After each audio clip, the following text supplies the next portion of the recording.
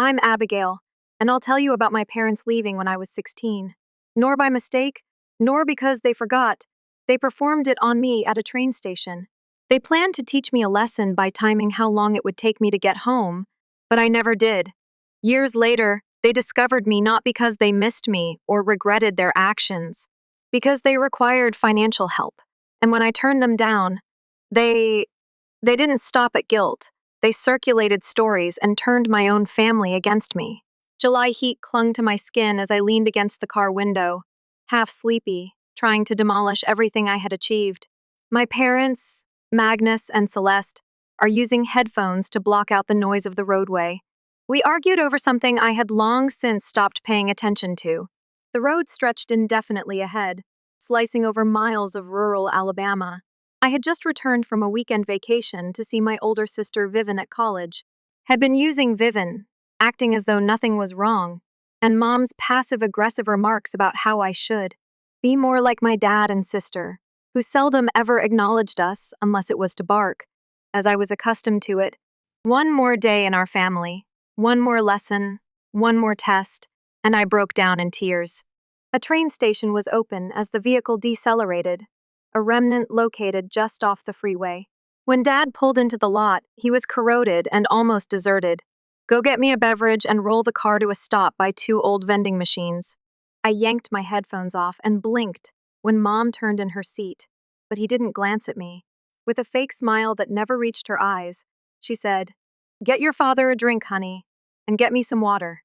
I sighed as I pushed the door wide and stepped out onto the wall of heat. I didn't argue with the fractured pavement because it never worked anyhow.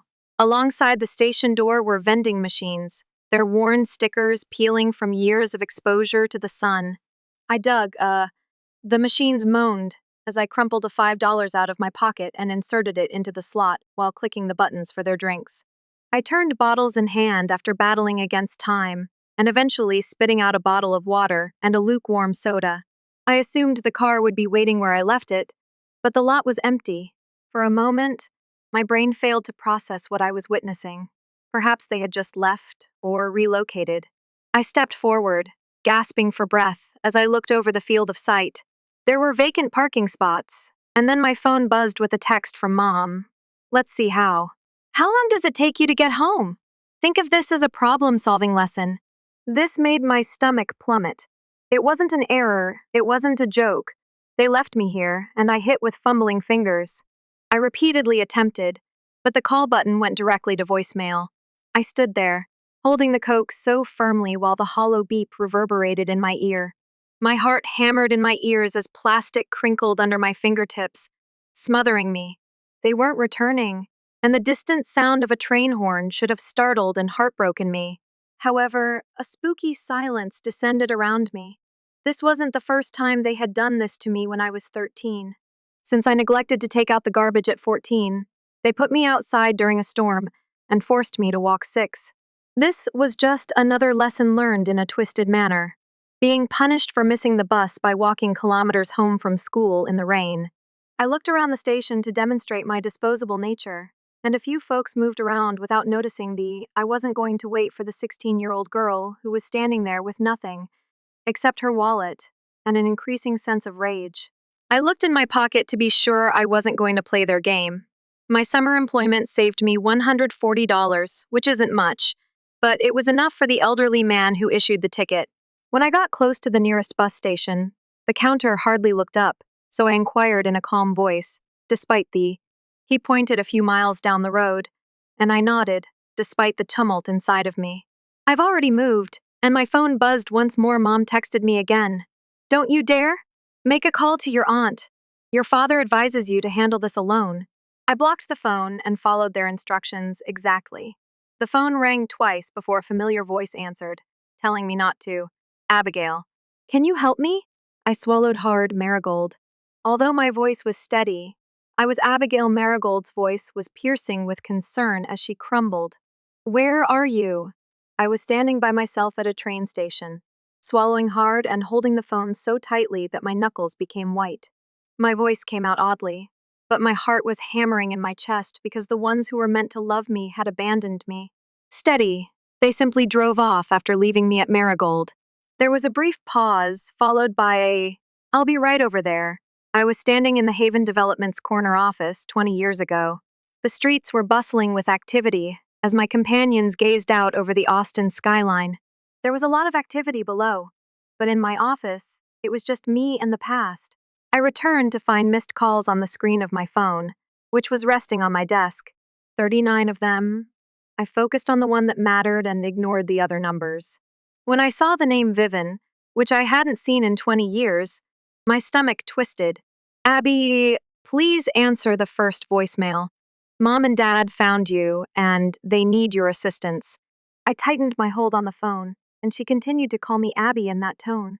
We acted like children, as if nothing had happened. So I exhaled sharply and deleted the voicemail.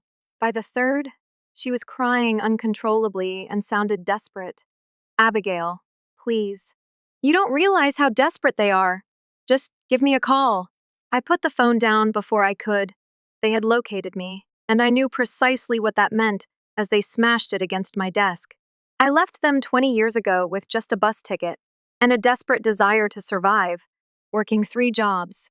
I struggled my way through college, sleeping in a moldy-smelling studio flat and exploring every inch of Haven. As I was at last free, advancements had been made using the life they attempted to destroy. They wanted me back in, so I sat down with my hands trembling a little. When I brushed them through my hair, I saw a serene, collected reflection in the window, yet although I knew this day would arrive, I hadn't anticipated it. Now, I went through my voicemails and came across a name I hadn't spoken to in 20 years. Magnus Holloway, my dad. I paused for a brief moment. When his voice reached my ears, I felt something inside of me before hitting play. "You think you're superior to us, Rose?" His voice sounded shaky. Something that I was all too familiar with, booze and bitterness. "We made you." Ed rambled on. "Everything you have, Abigail, is because of us. After everything we did for you, you think you can just erase us." He sneered. "You owe us." The voicemail concluded. "But guess what? Life doesn't operate that way." Suddenly, a little later, a text message appeared. "Your father is really disappointed in you. Call us, Abigail. We need to talk." I tightened my chest as I glanced at the message. They left me at a train station, disappointed me, and disappeared from my life. I was furious with them now. White, hot, and completely unchanged. I reclined in my chair and flexed my fingers.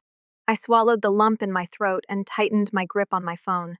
The part of me that was still 16 standing by myself. I wanted to scream in that train station, but I wasn't lost, and I wasn't 16 anymore. I wasn't alone this time, so instead of running, I checked my messages and typed, "Reply to Vivian tomorrow at 7 a.m. at Denny's on F5. Arrive by themselves or don't come at all." I sent it, put my phone down, and glanced back out at the city. I saw my sister for the first time in 2 decades, and this time I wasn't scared. I was already at Denny's when Vivian entered, her anxious eyes searching for me.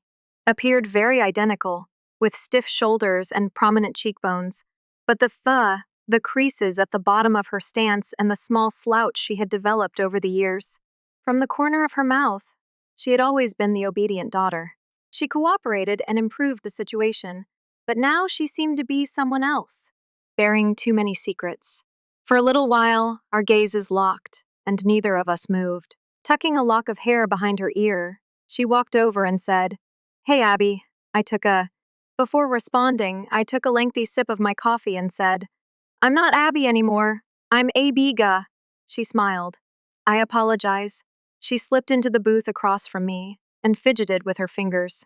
She mentioned that the laminated menu hasn't been updated in a while, and I didn't respond. Sighed as she placed the menu, while watching her wait for the true reason she was here. Vivian said, "You look good, but you look nervous." I raised an eyebrow. Despite the silent chuckle that escaped her eyes, "It may seem complex, but it's actually quite simple, Viv." I leaned forward to get what you wanted.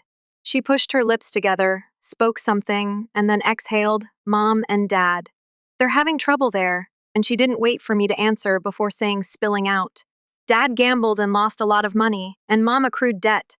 The house is in foreclosure, and they're drowning AB Gale." I tightened my jaw. and gazed at the situation. She went on, "They need help." And I gave a slow, deliberate. Vivian winced. "But I'm not requesting that you breathe since I don't owe them anything." "Please pardon them." I simply swallowed and listened as my fingers tensed. Had anyone paid attention to me while I was talking about the audacity of it around my coffee cup? I was standing alone on 16th Street at that train station, shivering in the rain. Had anyone heard me? Character, I leaned back against the booth, because I believed that construction was more important than fundamental decency. Something between anger and fatigue made my stomach turn, but it wasn't just a simple feeling. Error, Viv. I spoke in a steely voice, and they abandoned me at a rail station. On She winced, but they returned an hour later. I interrupted, and the air between us broke like a mirror, dividing the middle years, and that was the fault. Vivian blinked quickly, pretending it hadn't been so horrible, and the silence of unsaid words lingered. Twisted in her lap, they assumed you had returned home, and she followed. I finished for her as usual, even though they believed I would crawl back because of her voice breaking. I shook my head, wondering if she was staring at the table and breathing shallowly. "I haven't seen their daughter in a while, Vivian." Her shoulders shook, but I didn't. So, I took a few bucks out of my pocket and placed them on the table in case they tried to get in touch with me. Once more, I won't be so courteous. Vivian remained seated, gazing at. I assumed that was the end of it when I left the table without turning around. The information was incorrect, so I immersed myself in work the following morning in an attempt to advance the topic. There was a sour taste in my mouth from not thinking about Vivian, but I had no purpose of allowing it to dictate my day. But the past was the past, and I had created something genuine that no one, not even a forceful tap at my office door, made me think that they might take me away. Jenny, my assistant, stood in the doorway and distracted me with her face, tight with a mixture of hesitancy and pain. "I believe you should, upon noticing this." She hesitated before delivering the phone to me. I scowled and accepted it. The Facebook screen was open, and as I read the words, my breath seized in my throat. After everything we had given up for her, our daughter left us in our later years. We raised her to be resilient, and this is how nature cruelly repays us. I could feel the heat slowly rising, climb up my neck. They were posing as victims, acting as though they were the ones who had endured the hardship. Strangers have condemned me in hundreds of comments, shared the posts, and even tagged my company's page. As I read over the comments, I was astounded by how unbelievable they were. Some children behave in such a shameful, ungrateful manner toward their parents. I hope I slammed the phone down on her because she rots alone. Money changes people, and she is ashamed. Jenny moved uncomfortably at my desk. "I didn't want to show you, but its customers are seeing it. And some have even written negative reviews on the Haven Developments page, labeling you a cold-hearted fraud. This wasn't just a few Facebook users made my heart race. Polls. It was a full-scale assault. I inhaled deeply and slowly, trying to drive out the shaking. Jenny paused. "A few staff members. And who else is aware of this?" I nodded, thinking that some of our larger clients are awaiting your response. "Oh, all right. Thank you, Jenny. I'll deal with it as soon as she leaves." I grabbed my Vivin, answered the phone on the third ring, when I rang a number I hadn't contacted in years. Abby's voice was cautious, and I tightened my hold on the phone. We were silent for a long time. "Were you aware of this?" I warned them not to. "But they're desperate, Abby." So I let out a cry when she finally breathed. Desperate adults who laugh without humor don't ruin their own kids. They just seek assistance. Vivian tried, believing that this was the only way to reach you. I was laughed at for lying and using strangers against me. Vivian didn't respond, so I shook. Despite the fact that she couldn't see me, I hung up before she could alter her mind, since I should have known better. "Say anything more," and a text message appeared right after you. "Ungrateful brat. Remove that post." I gazed at the words on the screen for a long, risky moment. After I felt at ease, I created my own social media profile and began writing some people's rewritten histories. I'm not going to let them get away with it, so I hit post and threw my phone onto my. I read a couple of Facebook posts that said, "Desk wants to fight. Fine, let's fight." Were already awful when they arrived at my workplace. It had been a demanding week of damage control and oversight of our businesses. I ignored the numerous comments from clients on social media, assuring them that my personal life had no impact on our professional relationship. I was running on little sleep when distant relatives abruptly expressed comments regarding a story they had no knowledge of. When the desk intercom crackled to life, caffeine and sheer willpower took over. There is an elderly couple here, and life, Abigail Jenny's voice, seemed uncertain. Declaring that they must see you, I abruptly stopped holding the coffee. Even though I already knew Jenny, I asked if they would provide their names because it tasted bitter. They claimed to be your parents, so I forced a short sigh and a neutral expression on my face to let them know. I'm in a meeting a pause, and then they're causing a commotion. Naturally, I set my cup down. After pushing my chair back and heading to the lobby, I immediately saw Celeste. Magnus stood by her arms while she was in full performance mode, using a crumpled piece of tissue to wipe away imaginary tears. The moment she crossed his gaze, he looked around the room as if looking for a battle. When Celeste saw me, she cried loudly enough to turn heads and crumpled my baby's face. You refuse to even speak to your own mother. I halted in the middle of my stride, my jaw tensing. Around us, employees were whispering to each other, and several of them took out their phones to capture the moment. I swallowed the vomit that was building in my stomach, because this was some real-time drama on a reality show. Magnus's face twisted into a sneer. You've become one of those. I didn't flee at this moment. People who forget where they came from, huh? I gave birth to you, Abigail. Celeste choked and gripped her chest as if she were about to pass out. I clenched my fists at you because you reared up, and now treat us like we're nothing. Is nothing to me. For a few moments, a collective gasp echoed around the lobby. Magnus's face went scarlet after a moment of stillness. You believe your money makes you our superior to us, Celeste? He intentionally used his loud voice to draw attention. We only wanted to see you when she actually fell to her knees and began sobbing into her hands. Say to you, but you've turned into such a jerk that the crowd began to grumble. Some appeared uneasy, while others appeared amused. I had had enough. I moved forward and said, If you don't leave now, I'll kill you with my deadly calm.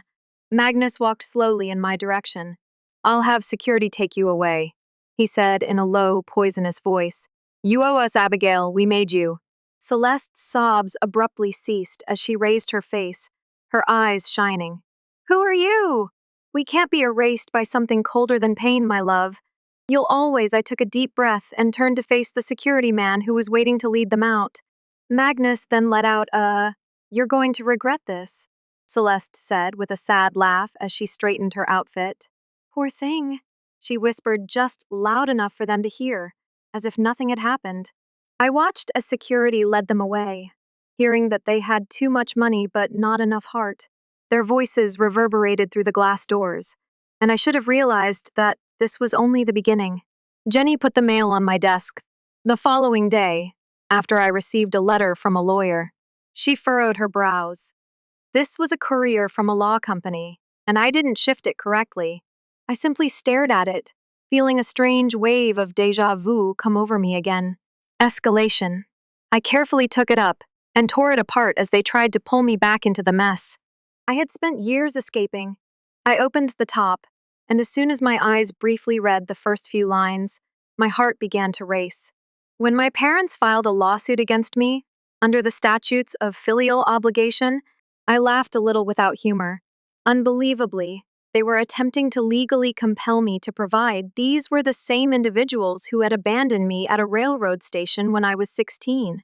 I dropped the letter on my desk after they had disregarded me for 20 years, and were now requesting that I pay for their errors. Jenny leaned close to the doorway, pinching the bridge of my nose. Are you okay? I called David after exhaling through my nose since I needed to speak with my lawyer. She nodded and vanished a few minutes later. David's soothing voice came through clearly as I was pacing with my office phone on my ear. He remarked after I stopped pacing you after reading him the letter.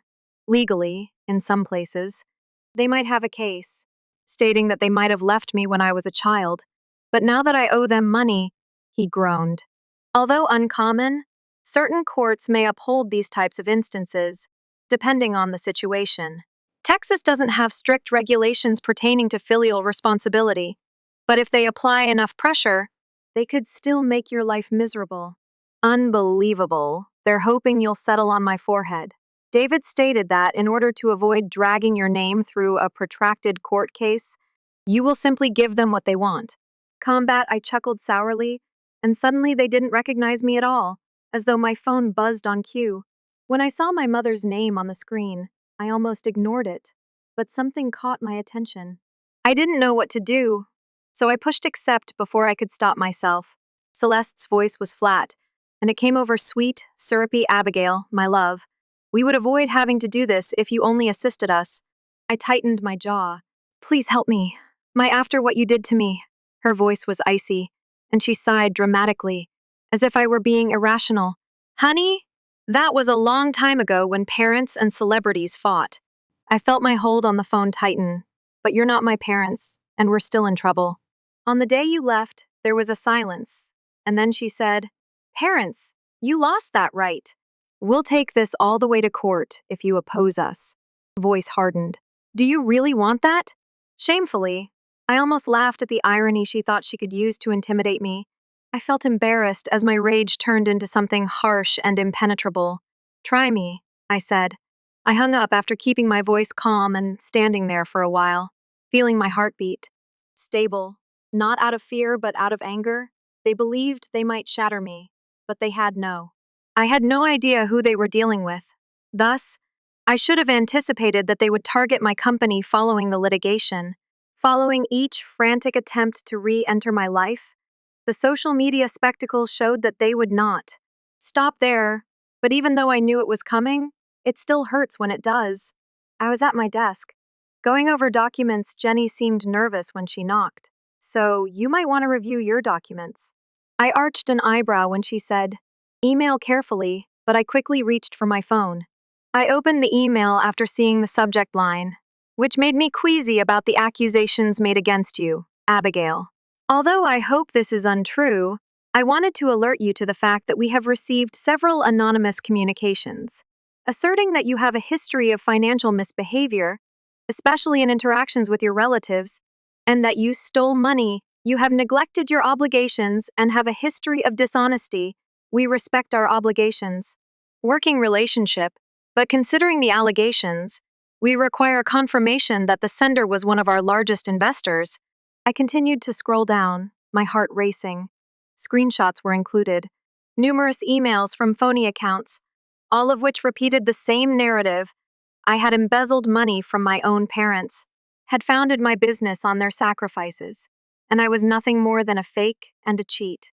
I let out a harsh sigh and threw my Jenny hovered close to the door as I tightened my fists and placed my phone on my desk.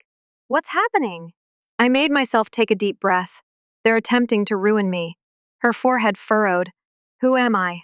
I picked up my phone and started calling. Who do you think I was talking to 15 minutes later? I was speaking with one of my business partners over the phone when he paused and said, Look, Abigail, I don't want to. Unbelievably, these messages are prevalent.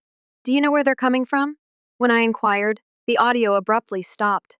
I closed my eyes and gripped the screen when some of the accounts were grudgingly linked to an IP associated with your parents. Edge of my desk, they had been trying to use guilt to control me for years, and when that failed, they attempted to publicly embarrass me. And now they were attempting to, since this was World War I, they had erred in all I had constructed. I summoned my R team for an urgent meeting. They sat opposite from me, their expressions intense. Since one of them actually cleared his throat, we advised not interacting with them in public. No, I answered forcefully. I'm not going to remain silent and let this go. When I switched to my laptop, I was drafting with my fingers moving across the keyboard. In my own words, I suffered years of abuse at the hands of controlling parents. I left to protect myself, and now, 20 years later, they're attempting to ruin my livelihood, so I won't allow them to come for me after I hit the post. Hours later, when my phone buzzed with a text message, I was no longer afraid. You ungrateful brat, Magnus, just committed the greatest error of your life. Long periods of staring at the screen were followed by a last warning that read, If you continue, I will pursue legal action. I pushed submit and got no response, but I knew it was your last chance. They insisted on going to war, so I'd give them one the following day. Jenny, who had received a court summons, entered my office with a pale face and laid a big mail on my desk. Carefully, I already knew who it was from a law firm, she said. I took the bold official slowly and deliberately tore open the envelope. I had my assumptions about Magnus and Celeste Holloway reinforced by the text at the top. Against Abigail Holloway on the grounds of disregarding filial obligations under state legislation. Therefore, this was their final tactic when they were upset. I laughed bitterly. When direct sabotage, public humiliation, and extortion failed, they turned to Jenny, hovered in the doorway, asking, "What do you want to do?" I let out a breath. David abruptly grabbed my phone and announced, "I'm on my way." The lawsuit was spread out on the polished wood desk across from me in his office, and he shook as he reviewed the pages. When he looked up Texas, he said, "They have a weak case, stringent filial duty regulations, but I clenched my hands because they might harm your business if they receive enough attention." David arched an eyebrow. "Are you certain about that? We make it public on our terms." Nodding, I've already decided that I've played defense long enough.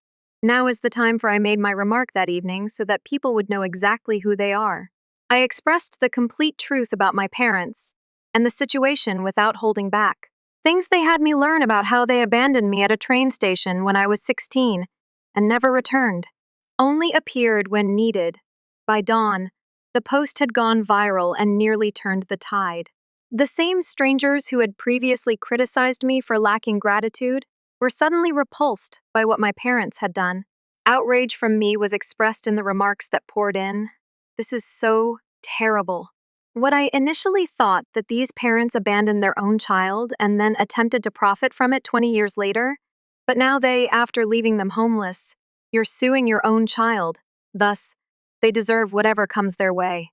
Unbelievably, public opinion changed so quickly that they lost control of the story. 3 days later, Vivan called me.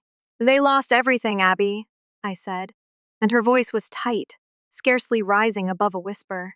As she gazed at the city skyline from my car, she gave a shaky smile.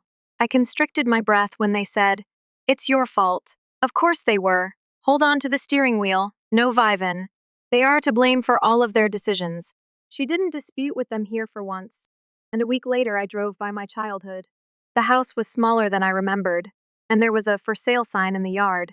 Nearly dead, I thought I would experience some sort of triumph or victory, but everything I was relieved that I didn't require retribution or approval because they were no longer had authority over me. And for the first time in 20 years, I felt liberated, free from burdens, stomach knots, and residual fear. Austin, I was home when they next tried to pull me back into the past, which I had battled so hard to avoid. I was sprawled out outside my balcony in the lovely evening breeze and golden light. The chaos had finally subsided as I sat with my legs tucked beneath me and a glass of wine in hand, leaving only calm and quiet, as if it had been put to the last test. Then a knock on my door broke the I opened it to see Vivian's eyes, and even before I stood, I knew who it was. Abby's voice cracked, and her face was bloated. "Please, don't move," she muttered. "They have nowhere to go. Dad is drinking more than ever." Mom keeps. I held onto the doorframe as I said, "They just need one more chance. They're still our parents." They made their decision, and I responded, equally Vivian's, but she still didn't understand. My face crumbled, wondering how my icy, self-centered tears could hurt you so much. I took a swift breath and tightened my neck, spilling over her lashes. "I just don't want to lose my sister over this." "Didn't lose me," I murmured softly, "but they did," and Vivian choked her hands. She wiped her face, trembling, and I shook my head, saying, "I'm not." Her shoulders dropped as I swallowed the lump in my throat and took a step back, responsible for repairing what they shattered. "Take care of yourself, Viv." For the first time, I closed the door without feeling any emotion. Guilty, I sat on my balcony once more an hour later. Watching the sun set below the skyline's Vaux has been playing in my mind for years, influencing my decisions even in there were absences, feelings of shame, guilt, and whiffs But now there was only silence. I took out my phone, gorgeous, and went through my contacts until I found Aunt Marigold. The only genuine. I wrote a letter to my family, saying that this weekend I will take her to dinner. I've been waiting for you to ask Mexican questions, and your response came nearly immediately. Or Italian. A tiny smile appeared on my lips, and I took a deep Mexican extra margarita. Breath. Then I looked up my call record and saw my parents' numbers staring back at me, like specters who wouldn't go to sleep. So I hit block. No more manipulations, no more second chances, and no more remorse I endured. I went inside, shut the door, and stopped running because I had previously been free. As we come to a close, I want to leave you with something to ponder for years. Borne the burden of a past I didn't request. I allowed obligation, remorse, and my fear of appearing ungrateful influences my decisions. But here's what I've learned. Family isn't about blood sometimes. It's about the ones who really support you. When the people who hurt us the most are the ones who ought to love us the most, you have two options. Allow it to happen. Walking away doesn't make you weak, it makes you stronger. Define yourself or let it go. Strong limits are necessary for survival and self determination. They are not cruel. Liberation comes after years of being taught you don't matter. So if you've ever been made to feel awful, because let me tell you something, you don't owe anyone your misery simply because they share it. Choose peace over toxicity. I'd love to hear from you about DNA. You deserve to be free. Have you ever had to? How did it change to leave a toxic relationship, whether it was with family or someone else? Please leave a comment below if this tale resonated with you. You can also let me know where you're watching from and whether you won. I didn't enjoy this video. Let me explain why I value all viewpoints. If this article touched you, remember to subscribe so you don't miss any more inspiring tales. I'm excited to share more details with you soon. Until then, always pick yourself.